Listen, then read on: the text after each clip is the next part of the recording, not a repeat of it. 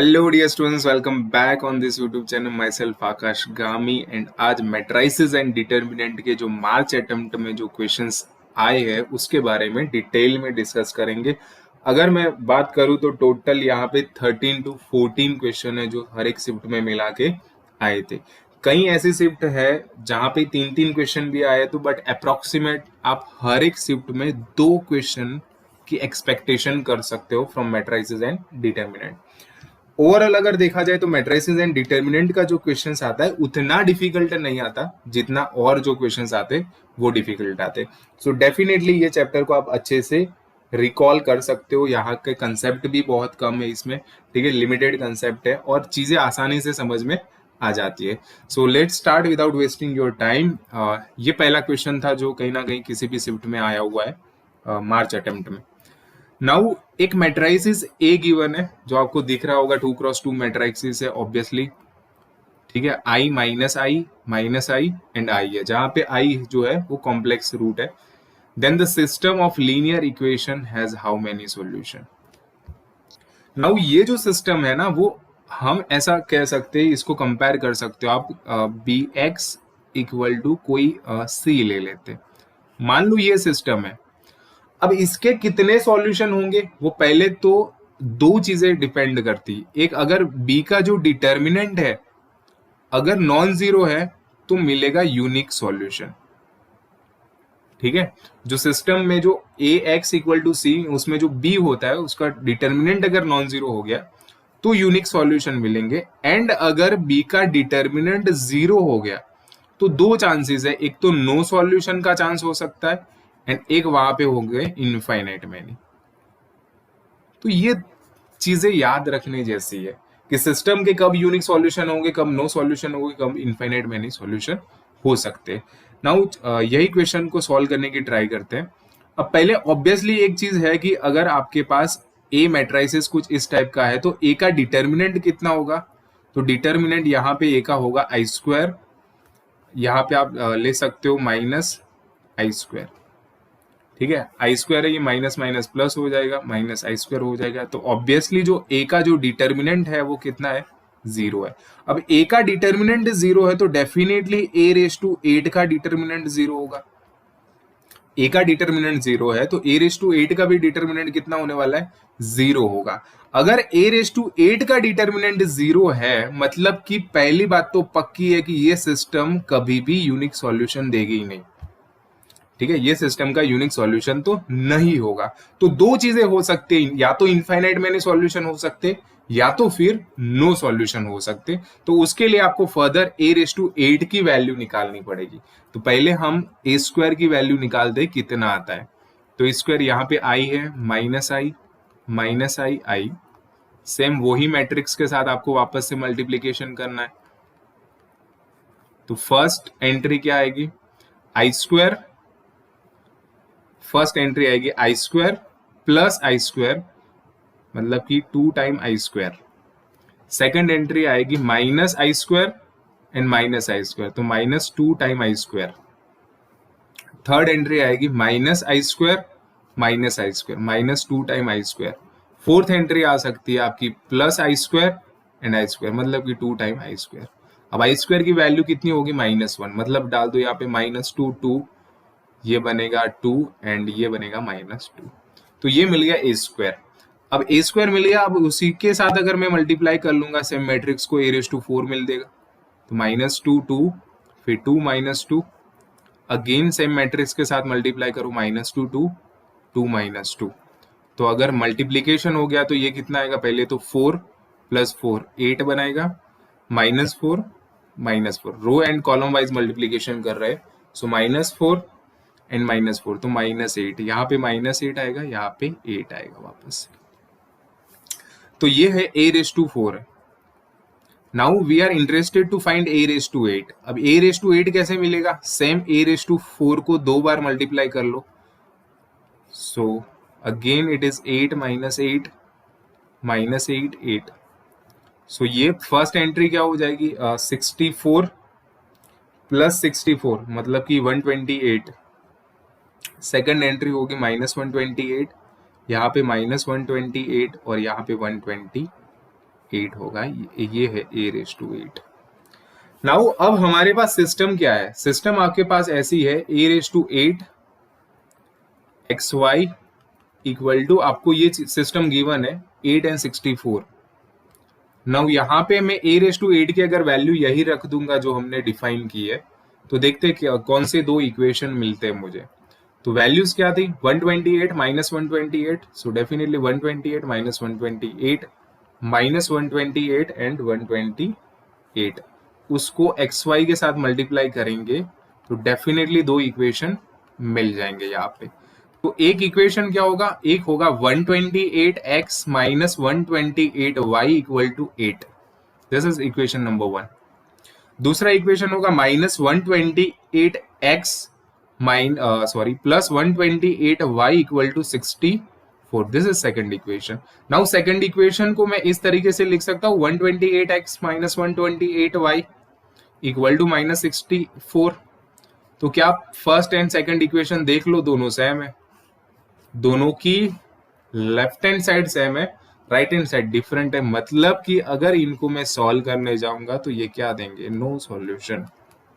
ठीक है, क्योंकि लाइन कैसी हो जाएगी, पैरेलल हो जाएगी अगर x का कोएफिशिएंट का रेशियो y का कोएफिशिएंट का रेशियो सेम है। सो डेफिनेटली यहाँ पे 128x minus 128y equal to 8 आ रहा है। सेकंड इक्वेशन में 128x minus 128y is equal to minus 64, so this is not possible. ठीक है, ये चीजें पॉसिबल नहीं है, so that's why it is gives the no solution.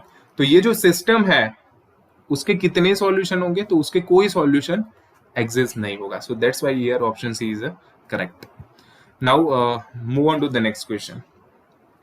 पता नहीं ये क्वेश्चन कितना हॉट फेवरेट है, कई बार हर एक शिफ्ट हर एक अटेम्प्ट में मुझे ये क्वेश्चन दिखता है। इससे पहले जो फैब अटेम्प्ट हुआ था उसमें इस टाइप का क्वेश्चन था, वहां पे क्या था, सिर्फ वहां पे ए ट्रांसपोज इक्वल टू 7 था, और यहाँ पे ये जो एंट्रीज थी ना वो 1 2 3 0 1 2 ही थी। ठीक है, तो इतना चेंज था, तो सेम टू सेम वही पैटर्न का क्वेश्चन ये रिपीट हुआ है। अब ये जो क्वेश्चन है उसको कॉम्पीट कैसे करेंगे, तो ये जो क्वेश्चन है ना उसमें थोड़ा बहुत आपको नॉलेज परम्यूटेशन एंड कॉम्बिनेशन का होना चाहिए, पी एंड सी का। यहाँ पे हमने वैसे तो काउंट ही करना है कि total number of 3x3 matrices, मतलब कि भाई 3x3 के मैट्रिक्स कितने होंगे, अगर उनकी एंट्री 0 1 2 एंड 3 में से लेनी है, and sum of all the diagonal entries of A into A transpose is 9।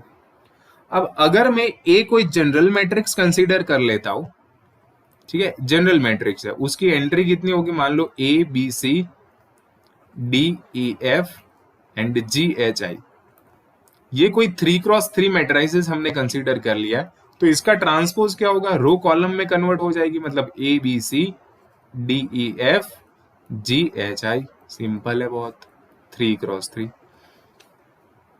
Now अगर मैं A इंटू A ट्रांसपोज करूंगा और उसमें से सम ऑफ डायगोनल निकालूंगा, सम ऑफ डायगोनल एंट्रीज, तो कितना मिलेगा।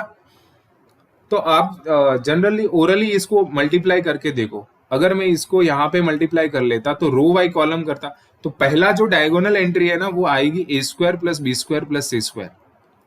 सेकंड डायगोनल एंट्री क्या आएगी, तो सेकंड रो सेकंड कॉलम, तो मिलेगा वहां पे यहाँ पे A square B square C square D square plus E square plus F square plus G square plus H square plus I square.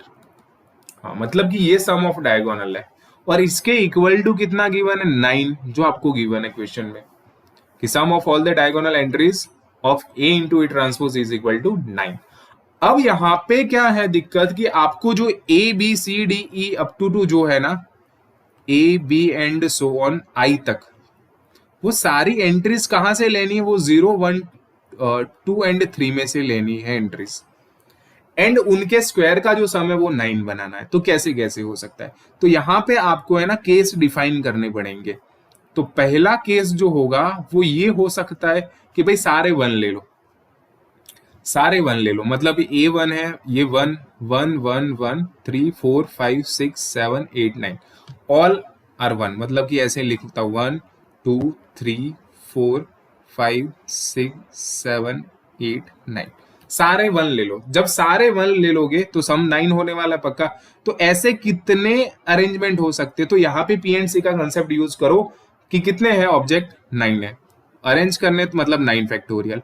Identical object कितने हैं, मतलब कि 9 है। सभी एक जैसे मतलब 9 फैक्टोरियल। तो इस टाइप का एक ही मैट्रिक्स मिल सकता है।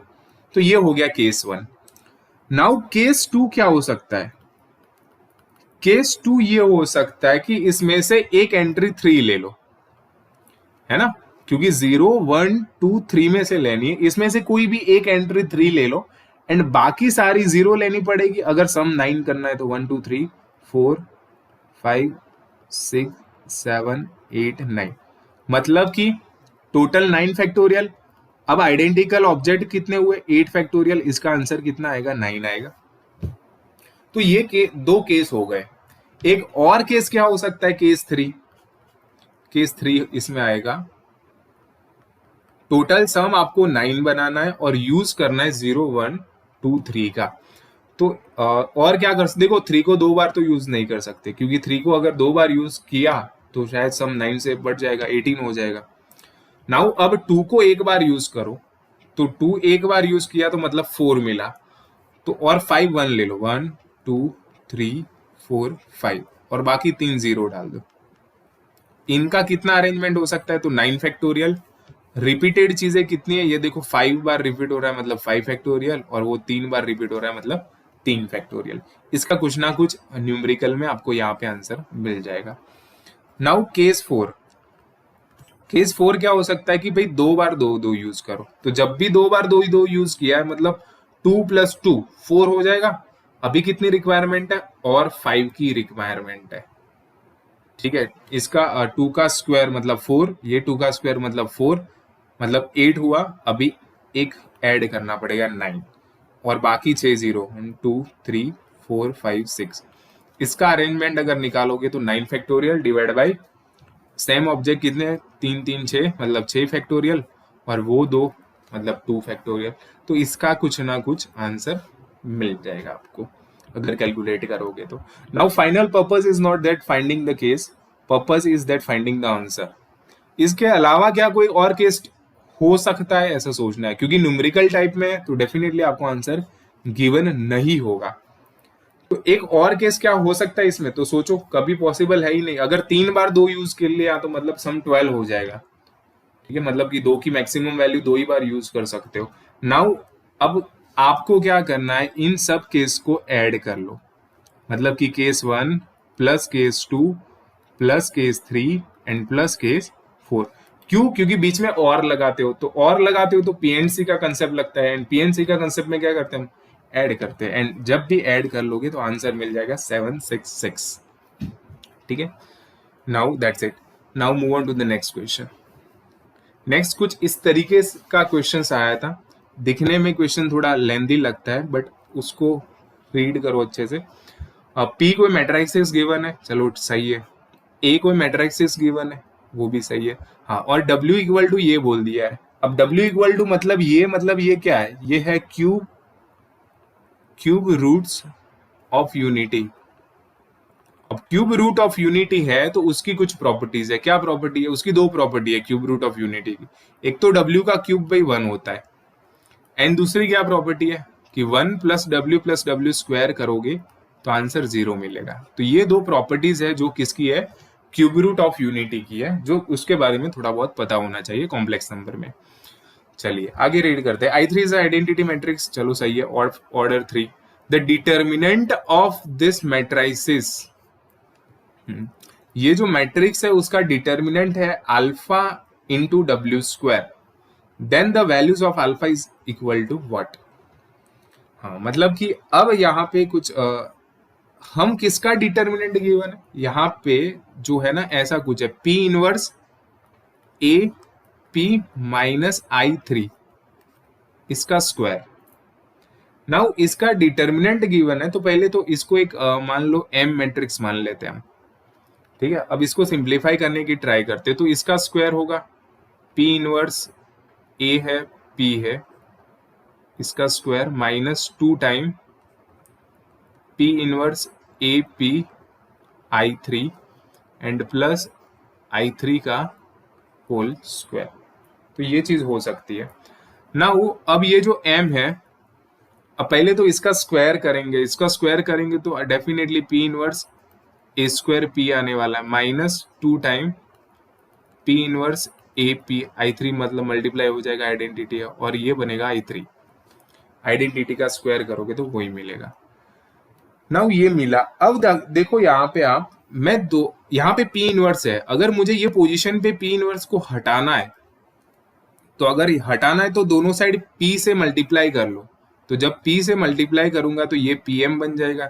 यहाँ पे जब p से मल्टीप्लाई करेंगे तो p इंटू पी इनवर्स मतलब आइडेंटिटी, ये बनेगा A square P minus 2 time A P and last में बन जाएगा p। That's it. अब यहाँ पे तो pm हो गया, तो यहाँ पे pm इंटू पी इनवर्स करते तो ये बनेगा ए स्क्वायर माइनस 2a और ये वापस से आइडेंटिटी बन जाएगा ऑफ मैट्रिक्स 3। तो यहाँ पे जो पी एम पी इनवर्स मिला वो ये तो परफेक्ट स्क्वायर है। किसका परफेक्ट स्क्वायर है? a माइनस I3 का होल स्क्वायर है। हाँ, चलो सही है। अब दोनों साइड डिटर्मिनेंट लगा दो, इसके दोनों साइड डिटर्मिनेंट लगा दो। तो जब दोनों साइड डिटर्मिनेंट लगाएंगे तो इस साइड होगा determinant of P M P inverse equal to determinant of a minus I3 का होल स्क्वायर। अब यहां पे सेपरेट कर सकता हूं मैं पी एम पी इनवर्स, मतलब कि p का डिटर्मिनेंट, m का डिटर्मिनेंट और p के इनवर्स का determinant equal to a minus I3 का होल स्क्वायर। अब ये दोनों 1 होगा, क्यों? क्योंकि p का जो डिटर्मिनेंट है उसका रेसिप्रोकल होगा उसके इनवर्स का डिटर्मिनेंट। ठीक है, मतलब कि ये 1 हो जाएगा। तो m का डिटर्मिनेंट है वो कितना होगा? वो होगा a माइनस I3 के स्क्वायर के जितना। ठीक है, और m हमने किसको एज्यूम किया है? हमने जो m है ना वो ये दिख रहा है उसको एज्यूम किया है, तो उसका डिटर्मिनेंट कितना है? वो अल्फा w स्क्वायर के जितना है। मतलब कि इसका जो डिटर्मिनेंट होगा वो अल्फा w स्क्वायर के जितना होगा और वहां से कंपेयर करके हमें अल्फा की वैल्यूज निकालनी है। नाउ अल्फा की वैल्यूज निकालने उससे पहले a माइनस I3 के स्क्वायर का डिटर्मिनेंट चाहिए मुझे। तो पहले तो डिफाइन करते हैं कि a माइनस I3 का डिटर्मिनेंट कितना होगा। सो अगर हम a माइनस I3 का डिटर्मिनेंट निकाले तो पहले तो a माइनस I3 होगा कितना? तो 2 माइनस 1 मतलब कि 1, बाकी वो 7 w स्क्वायर सेम आएगा। फिर है minus 1 minus w minus 1 and last में है 1। अगेन यहाँ पे अगर आप देखोगे 0 minus w and minus w। Now इसका डिटर्मिनेंट हमें निकालना है। अब पहले तो माइनस w माइनस 1 की जगह पे आप w स्क्वायर लिख सकते हो, तो अगर वो लिखना है तो लिख लो वहां पे। सो माइनस 1 यहाँ पे w square 1 0 minus w minus w। Now इसको सिंप्लीफाई करते हैं। इसको जब सिंप्लीफाई करेंगे डिटर्मिनेंट की कोई ना कोई वैल्यूज हमें मिल जाएगी। तो पहले यहाँ पे तो 1 है, यहाँ पे होगा माइनस w का क्यूब और plus w minus w cube and ये माइनस माइनस प्लस। यहाँ पे लास्ट में देख लो माइनस w प्लस 1 था, उसमें से हमने माइनस 1 किया, मतलब कि I3 सब्ट्रैक्ट किया, सो दैट्स वाई वहां पे माइनस w प्रेजेंट है। Okay good. माइनस 7, फिर यहाँ पे आएगा ये minus 7 into W into minus 1, मतलब कि वो w बना देगा और माइनस 0 एंड लास्ट में प्लस w स्क्वायर, वो बनेगा w माइनस 0। तो इसको फर्दर सिंप्लीफिकेशन करेंगे तो minus w cube plus w minus 7w and plus w cube. तो ये दो तो कट हो जाएगा, तो माइनस 6w आ रहा है। किसका डिटर्मिनेंट आ रहा है? a माइनस I3 का। अब हमें क्या इक्वेशन गिवन है? ये 1 कि a माइनस I3 के स्क्वायर का जो डिटर्मिनेंट है वो कितना है? वो है alpha w, sorry alpha w square. तो इसकी जगह पे माइनस 6 रख दो, तो माइनस 6w का whole square equal to alpha w square. So definitely alpha कितना मिल जाएगा? 36 स्क्वायर करोगे एंड कंपेयर करोगे तो अब देख सकते हो इसका जो आंसर है वो कितना है? 36 है। So that's it. तो यहाँ पे कुछ स्टेप यहाँ पे आपको करने पड़ेंगे, उसके बाद आपको पता चल जाएगा। देखो यहाँ पे हमने कहीं पे भी पी का यूज नहीं किया है, ठीक है, कहीं पे आप क्वेश्चन में पी का यूज नहीं देखोगे, क्योंकि डेफिनेटली अगर उन्होंने बोल दिया कि पी इनवर्स एग्जिस्ट कर रहा है, तो अगर पी इनवर्स एग्जिस्ट कर रहा है तो डेफिनेटली कब एग्जिस्ट करेगा इनवर्स, जब उसका डिटर्मिनेंट नॉन जीरो होगा तब, ठीक है। सो दैट्स वाई यहाँ पे हमने डायरेक्ट कैंसिल ही कर डाला, पी इंटू पी इनवर्स का जो डिटर्मिनेंट है उसको वहां से कैंसिल कर लिया। सो दैट्स इट। तो यहाँ पे इसका आंसर कितना हो जाएगा, 36 हो जाएगा। So let's see another question. The maximum value of some determinant is what. इसकी मैक्सिमम वैल्यूज कितनी होगी। अब अगर यहाँ पे आप डिटर्मिनेंट देखोगे ना, कि जो एफ एक्स इक्वल टू करके जो डिटर्मिनेंट ये गिवन है, उसमें कहीं ना कहीं साइन स्क्वायर दिखेगा, कॉस स्क्वायर दिखेगा, तो आप या तो डायरेक्ट सिंप्लीफाई कर सकते हो, अदरवाइज कुछ रो ऑपरेशन कर लो, कुछ कॉलम ऑपरेशन कर लो, जिसकी वजह से थोड़ी बहुत आसानी रहे सिंप्लीफिकेशन करने में। तो यहाँ पे मैं रो 1 को चेंज करना चाहता हूं। क्या चेंज करूंगा, रो 1 में रो 1 को चेंज करते क्या करेंगे, रो 1 में रो 2 ऐड कर लो। तो जब रो 1 में रो 2 ऐड कर लेंगे तो एफ एक्स क्या बनेगा, ऑलरेडी साइन स्क्वायर है रो 1 में, यहाँ पे 1 ऐड होगा मतलब 2 बनेगा वहां पे, ठीक है। और यहाँ पे जब 1 ऐड होगा रो 1 में, ठीक है, आप रो वाइज भी ऑपरेशन कर सकते हो, आप कॉलम वाइज भी ऑपरेशन कर सकते हो। तो डेफिनेटली अगर आप रो में ऐड करना चाहते हो, उससे अच्छा आप कॉलम को चेंज कर लो, ठीक है।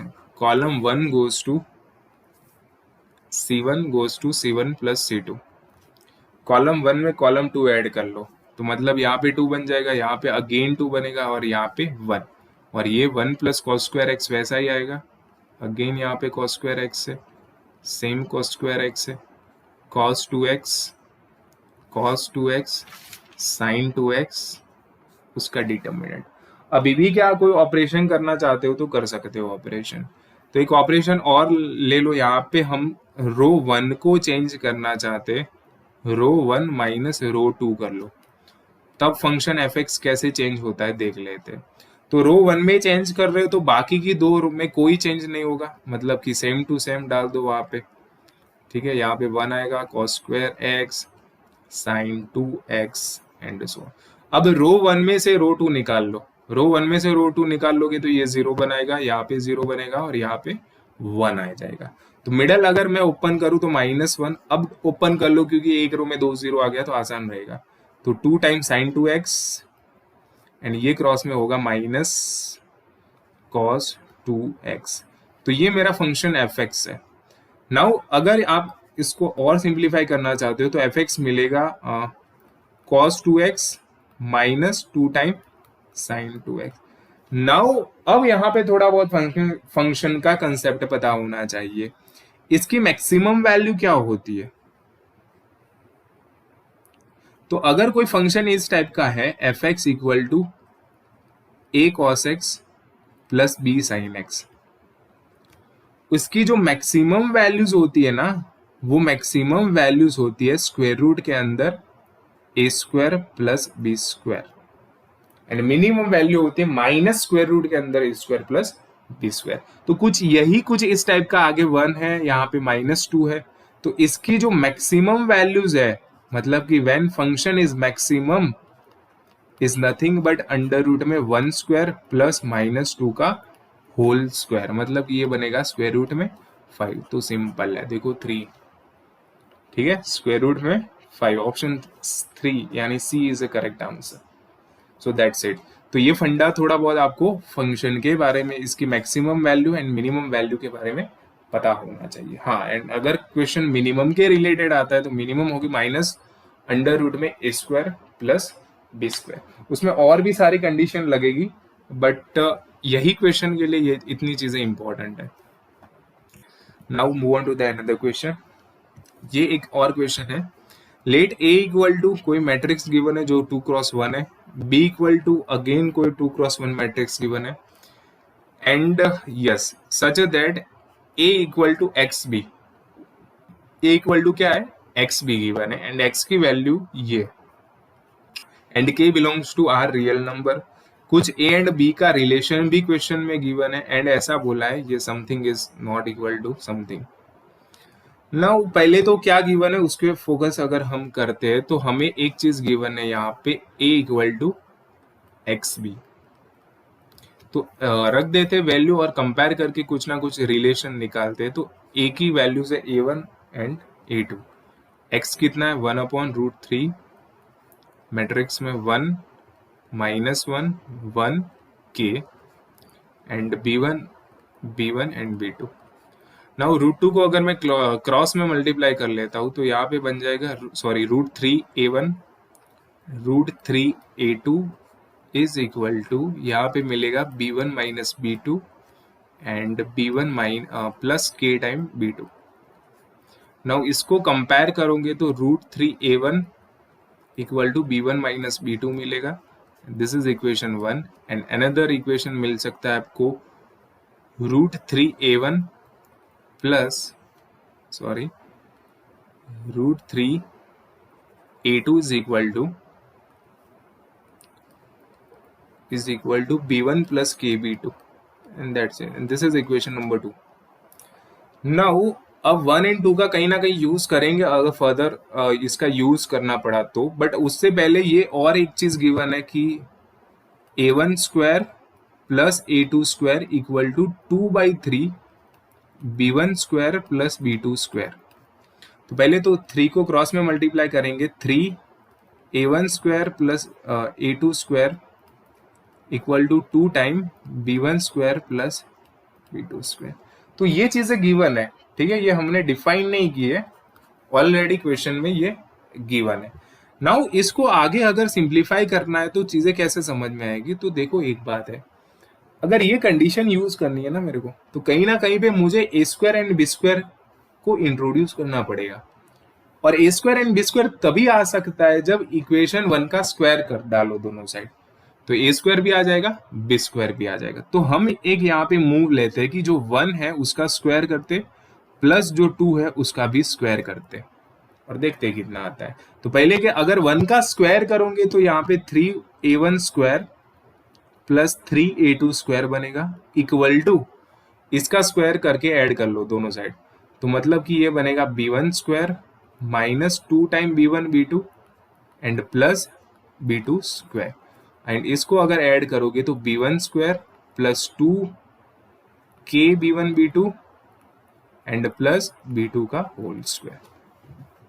नाउ क्या गिवन है और हमारे पास क्या मिला आउटपुट में, अगर उन दोनों चीज को देखोगे यहाँ पे 3 में कॉमन निकाल सकता हूं तो a1 square plus a2 square मिल जाएगा, और यहाँ पे कहीं ना कहीं 2 टाइम b1 स्क्वायर ऑलरेडी है, ये दोनों को ऐड कर लिया हमने, प्लस b2 स्क्वायर, हाँ यहाँ पे k स्क्वायर b2 स्क्वायर होगा, here is nothing but k square b2 square. Now अब यहाँ पे ऑब्जर्वेशन ही करना है आपको k स्क्वायर b2 स्क्वायर करके। नाउ b2 स्क्वायर तो है, तो k square b2 square plus 2k b1 b2 and minus 2 time b1 b2। Now ये हमारे पास है एंड क्या गिवन है वो ये है। सो पहले तो क्या बनना चाह, अब यहाँ पे डेफिनेटली इसके इक्वल टू मैं ये चीज रख सकता हूँ, इसके इक्वल टू हम क्या कर सकते हैं 2 time b1 square plus b2 square. अब अगर मुझे यहाँ पे 2 टाइम b1 स्क्वायर तो है, अगर 2 टाइम b2 स्क्वायर बनाना है और b1 b2 तो दिख नहीं रहा राइट हैंड साइड आपको, मतलब कि b1 b2 का जो प्रोडक्ट जो दिख रहा है उसको हटाना है, तो डेफिनेटली अगर आप k की वैल्यू सोचने जाओगे तो k इक्वल टू 1 ही डालना पड़ेगा हमें। तो जब मैं k 1 डालूंगा तो ये कैंसिल हो जाएगा, ये कैंसिल हो जाएगा प्लस माइनस, और यहाँ पे 1 आ जाएगा, मतलब क्या हो जाएगा 2 टाइम b2 स्क्वायर, और वो ही रिक्वायर है यहाँ पे, वही रिक्वायरमेंट है। दैट मीन्स व्हाट कि एक ही k की वैल्यू ऐसे मिलेगी जहां पे आप कह सकते हो कि ये सेटिस्फाई करेगा, ठीक है। So that's why here k equal to 1। तो ये क्या कैसे आया, बाय ऑब्जर्वेशन, अदरवाइज इसको सॉल्व भी कर सकते हो, ठीक है, बाय ऑब्जर्वेशन आप ये चीज कह सकते हो। Now let's move on to the another question. Next question कुछ इस तरीके से है, the system of equation given है कुछ something and something, has a no solution if K is equal to what. तो पहले तो जो सिस्टम है कुछ इस तरीके से है, उसके नो सॉल्यूशन है। अब एक बार डिटेल में मैं कंसेप्चुअल एक्सप्लेन कर लेता हूँ कि कोई भी सिस्टम के नो सॉल्यूशन कब होगे, यूनिक सॉल्यूशन कब होगे एंड इनफाइनाइट मैनी सॉल्यूशन कब होगे। तो अगर कोई सिस्टम है ए एक्स इक्वल टू बी तो दो चीजें हो सकती है। अगर ए का डिटर्मिनेंट नॉन जीरो है तो without any problem you can say that the system has a unique solution. तो उसको कितने सॉल्यूशन होंगे, तो यूनिक सॉल्यूशन होंगे।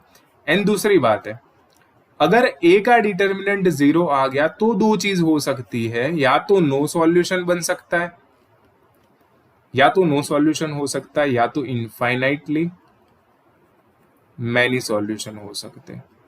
ये दोनों के अलावा कोई चीज हो नहीं सकती। कभी भी सिस्टम ऑफ इक्वेशन का कोई भी क्वेश्चन है तो इस जो डायग्राम दिख रहा है उससे सॉल्व हो जाएगा 100%। तो ए का डिटर्मिनेंट अगर जीरो आ गया तो आगे तो कोई बात नहीं, आप लिख दोगे कि system has N unique solution. अगर जीरो आ गया डिटर्मिनेंट, नॉन जीरो आ गया तब तो यूनिक है, जीरो आ गया तो नो सॉल्यूशन होंगे एंड इनफाइनाइट मैनी सॉल्यूशन होंगे। अब नो सॉल्यूशन का मतलब कब होगा और इनफाइनाइट मैनी सॉल्यूशन कब होगा, तो यहां से आप निकालोगे delta x, delta y and delta z. अगर ये तीनों आपको जीरो मिल गए, डेल्टा एक्स जीरो मिला, डेल्टा वाई जीरो मिला एंड डेल्टा जेड जीरो मिल गया यहां से, then we can say that the system has an infinite many solution and at least one of them is non-zero, then we can say that the system has a no solution। ठीक है, अगर ये तीनों में से कोई भी एक भी अगर नॉन जीरो है तो सिस्टम के कोई सॉल्यूशन एग्जिस्ट नहीं करेंगे। ठीक है, तो ये चीजें आपको सिस्टम ऑफ इक्वेशन के बारे में याद रखनी है। नाउ अब क्वेश्चन को सॉल्व करते हैं। अब यहाँ पे सिस्टम बनेगी कैसे, मान लो ये सिस्टम गिवन है ए एक्स इक्वल टू बी, तो ए की वैल्यू कितनी गिवन है, यहाँ पे अगर मैं बात करूं तो के 1 1, दूसरा है 1 के 1 एंड 1 1 के, ये ए है। एंड बी कितना है यहाँ पे, बी हो जाएगा 1 के स्क्वायर। नाउ इसकी बात हो रही है, अब जब भी यहाँ पे मैं इसको फर्स्ट को सॉल्व करूंगा, ए का डिटर्मिनेंट पहले तो निकालते। अब इसके नो सॉल्यूशन है, नो सॉल्यूशन है मतलब क्या कि पक्का ए का डिटर्मिनेंट जीरो आएगा। अब ए का डिटर्मिनेंट जीरो आएगा मतलब क्या इंडिकेट करेगा, ये सोच लो। ए का अगर डिटर्मिनेंट जीरो आ गया तो पहले निकालते कैसे आएगा डिटर्मिनेंट, तो के है, यहाँ पे होगा के स्क्वायर -1 के -1 फिर +1 1 माइनस के इक्वल टू 0।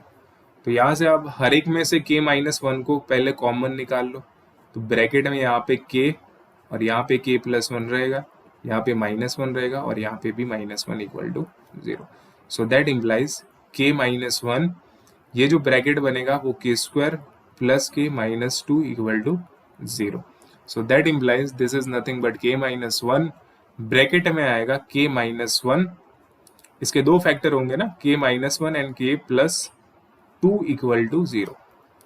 मतलब कि यहाँ पे मुझे कुछ इस तरीके से मिल रहा है k -1 का whole square and k +2 equal to 0। तो k की दो वैल्यू के लिए वो नो सॉल्यूशन हो सकते, k equal to -2 and k equal to 1। So here दो चीजें मिली हमें, एक k इक्वल टू 1 मिला एंड दूसरा k इक्वल टू -2। अब ये हमने कैसे निकाला, ये हमने सिर्फ डिटर्मिनेंट को जीरो करके k की दो वैल्यूज निकालनी। क्या इससे काम चल जाएगा, नहीं चलेगा, क्योंकि डिटर्मिनेंट अगर जीरो हुआ तो दो चीजें हो सकती है यहाँ पे। अब पक्का यूनिक सॉल्यूशन तो नहीं है, या तो नो सॉल्यूशन बनाओ या तो इनफाइनाइट मैनी सॉल्यूशन बनाओ। तो अगर देखो आप a में k की वैल्यू जब भी आप 1 डालोगे तो तीनों रो इक्वल हो जाएगी।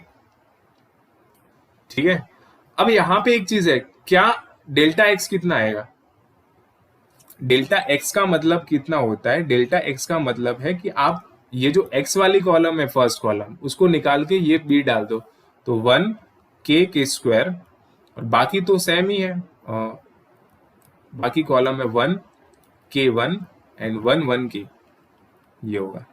अब इसमें आप जब भी K इक्वल टू 1 डालोगे तो ये मतलब क्या पूरा 1 बन जाएगा, तीनों कॉलम 1, मतलब डेल्टा x 0 आएगा जब K 1 डालोगे, वैसे ही डेल्टा y 0 आएगा, वैसे ही डेल्टा z 0 आएगा whenever K equal to 1, ये तीनों चीज 0 मिल रहा है।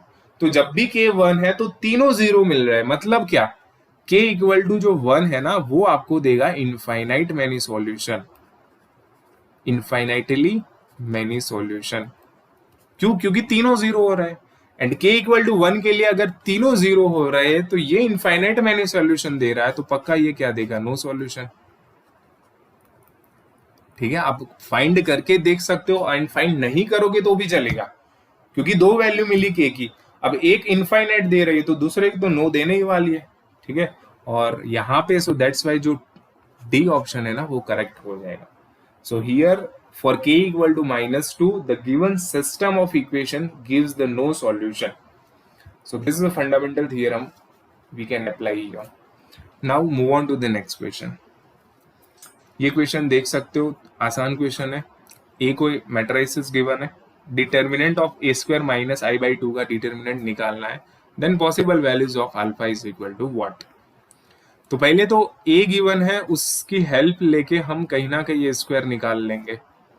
तो ए स्क्वायर कितना आएगा, तो 0 साइन अल्फा, साइन अल्फा 0, उसको ही खुद के साथ मल्टीप्लाई कर लो, 0 साइन अल्फा, साइन अल्फा 0, तो क्या मिलेगा भाई, पहले यहाँ पे आएगा साइन स्क्वायर अल्फा, सेकंड में 0 आ जाएगा, यहाँ पे 0 आ जाएगा, और लास्ट में आ जाएगा sine square alpha. So this is a square. अब पहले देख लो कि ए स्क्वायर माइनस आई बाई 2 कितना आता है। ठीक है, ए स्क्वायर माइनस आई बाई 2 आएगा sine square alpha minus 1/2, 0 0, sine square alpha minus 1/2। Now इसका डिटर्मिनेंट 0 गिवन है भाई, ए स्क्वायर माइनस आई बाई 2 का जो डिटर्मिनेंट है 0 है, तो एक्चुअल में डिटर्मिनेंट होगा कितना, डिटर्मिनेंट होगा साइन स्क्वायर अल्फा माइनस 1/2 का whole square equal to 0। That implies what, तो यहाँ पे साइन स्क्वायर अल्फा कितना बन जाएगा, 1/2। अगर साइन स्क्वायर अल्फा 1/2 है तो साइन अल्फा कितना बनेगा, प्लस और माइनस 1/√2। अब √2 कब होता है, सिंपल है।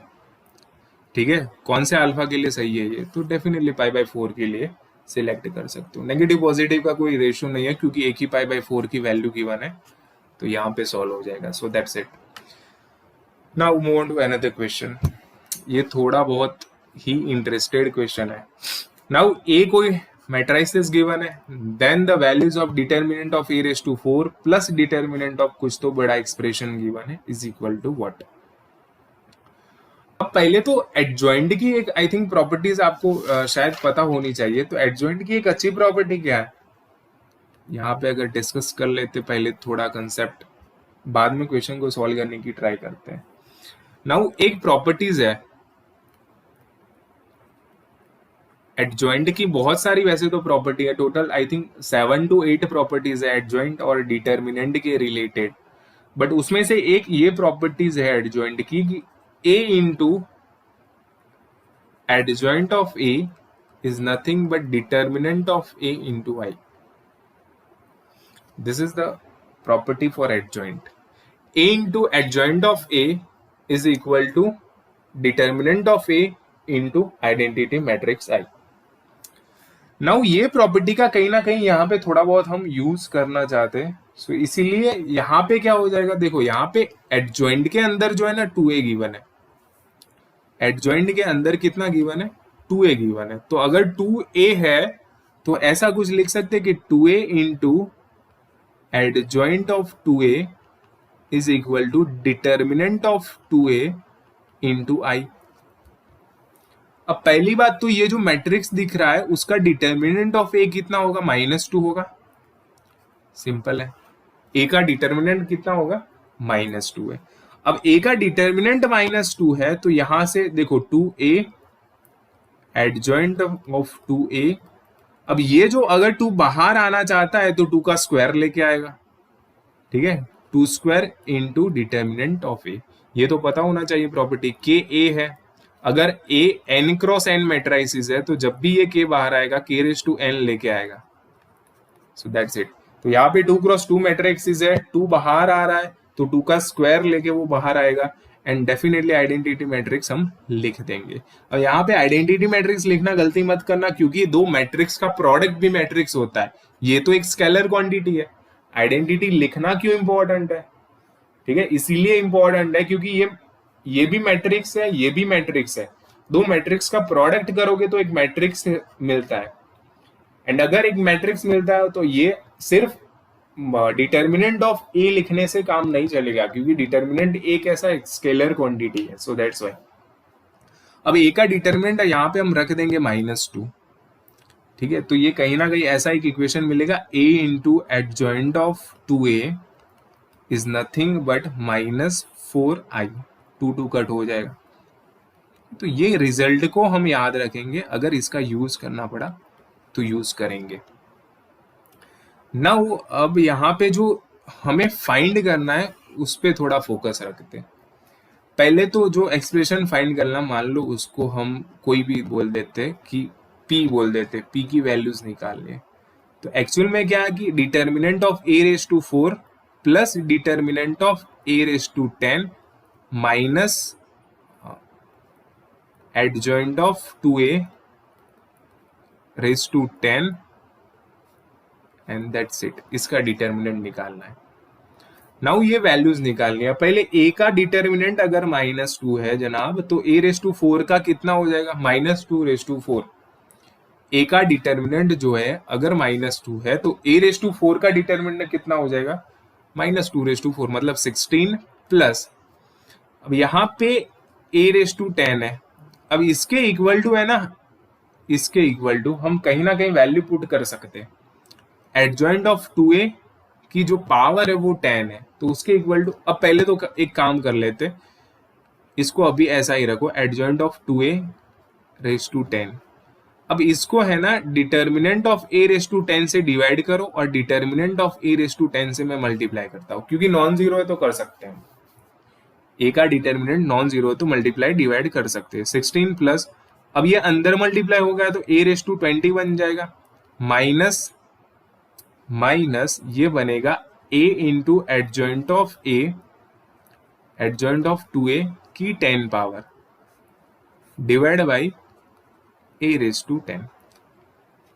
सो यहां पे ऊपर अगर देखो आप 16 प्लस अंदर क्या बन रहा है, a रेज टू 20, और उसकी जगह पे, इसकी जगह पे तो हम इक्वेशन 1 में से -4i पुट कर सकते हैं।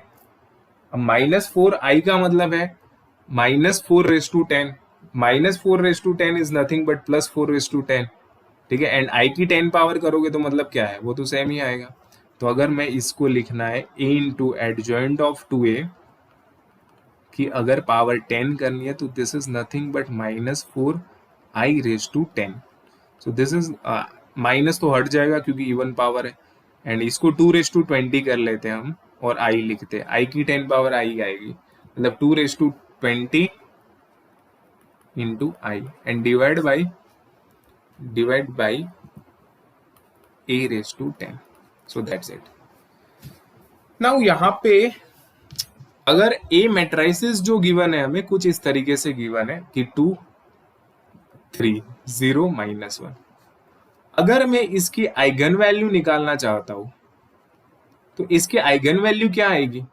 तो एक ही है ना आइगन वैल्यू आएगी, एक 2 आएगी, एक -1 आएगी, क्योंकि इसका जो कैरेक्टरिस्टिक इक्वेशन है p लैम्बडा वो क्या बनेगा?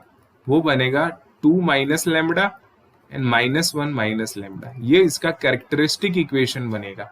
एंड अगर कैरेक्टरिस्टिक इक्वेशन ये बनेगा तो उसकी दो आइगन वैल्यूज है, आइगन वैल्यू भी कह सकते हो उसको, कैरेक्टरिस्टिक वैल्यूज भी कह सकते हो। ठीक है, इट्स डिपेंड ऑन यू। सो हम इसको आइगन वैल्यू बोलते हैं। So that's why. तो यहाँ पे ए मैट्राइसिस है, उसकी जो p ऑफ a है, एक्चुअल में ये p ऑफ लैम्बडा कैसे मिलता है, तो हम उसको सॉल्व करते हैं कि a minus lambda i equal to 0 रखते हैं, और इसको जब सॉल्व करोगे तो दो वैल्यू मिलेगी, 2 minus lambda and -1 minus lambda equal to 0। तो यहाँ से हमें मिलेगा लैम्बडा इक्वल टू 2 और लैम्बडा इक्वल टू -1। सो उसको हम बोलेंगे कैरेक्टरिस्टिक वैल्यू, अदरवाइज आप बोल सकते हो eigen value. So that's it.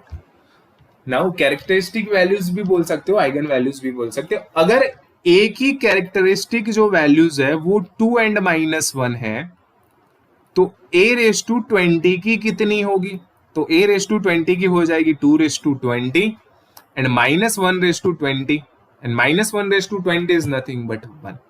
तो a⁻20 की अगर ये दो आइगन वैल्यूज है, उसका मतलब ये आइगन वैल्यू आई कैसे होगी? ये आइगन वैल्यू आई होगी a⁻20 -2⁻20i, एंड दूसरा इसके दो फैक्टर हो a⁻20 minus i equal to 0 करने से। That's it. एंड यहां से हम ये तो 0 नहीं हो सकता, क्योंकि अगर a⁻20 इक्वल टू आइडेंटिटी हो गया, मतलब कि यहाँ पे क्लियरली a का डिटर्मिनेंट तो कितना गिवन है, -2 गिवन है, तो ये 0 नहीं हो सकता, पक्का यही 0 होगा। ये 0 क्यों नहीं हो सकता? मतलब कि ये अगर 0 हुआ तो a⁻20 आइडेंटिटी बन जाएगा। अगर a⁻20 आइडेंटिटी बन गया तो a का डिटर्मिनेंट कितना है भाई? -2। क्या -2⁻20 करने से 1 मिलेगा? नहीं मिलेगा। सो दैट्स वाई यहाँ पे ये चीज पॉसिबल नहीं है। तो यहाँ पे क्लियरली हमें क्या पता चलता है कि a⁻20 माइनस 2⁻20i जो होगा ना वो 0 होगा। एंड अगर ये 0 है तो a⁻20 माइनस 2⁻20i का जो डिटर्मिनेंट भी 0 होना चाहिए। एंड अगर इसका डिटर्मिनेंट 0 है तो यहाँ पे पर्टिकुलर जो वैल्यूज है वो 0 पुट कर लेंगे, तो ये जनाब बन जाएगा 60 + 0, मतलब 16 is your answer. That's it.